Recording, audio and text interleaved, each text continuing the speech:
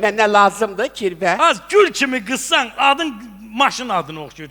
Sağ nəsə bir Azərbaycan qızı adı qoymaq lazımdır. Azərbaycan. Aha, dediz gül kimi qızam. Ay, sağ ol. Onda Azərbaycan gül adları. Aha. Gəlin seçək.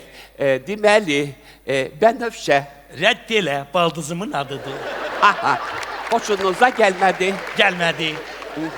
Onda Yasəmən. Yasəmən yaxşı addır, amma o da eltimin adıdır, xoşuma gəlmədi. Çiçək.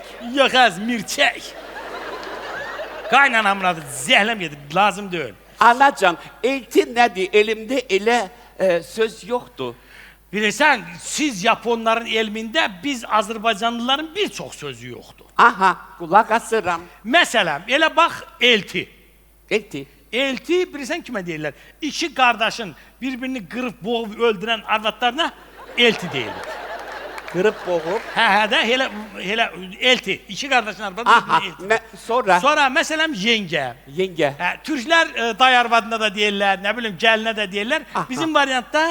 Bizim variantda lazım olmayacaq, çünki sən robotsan. Aha. Elə day arvadı qalsa yaxşıdır.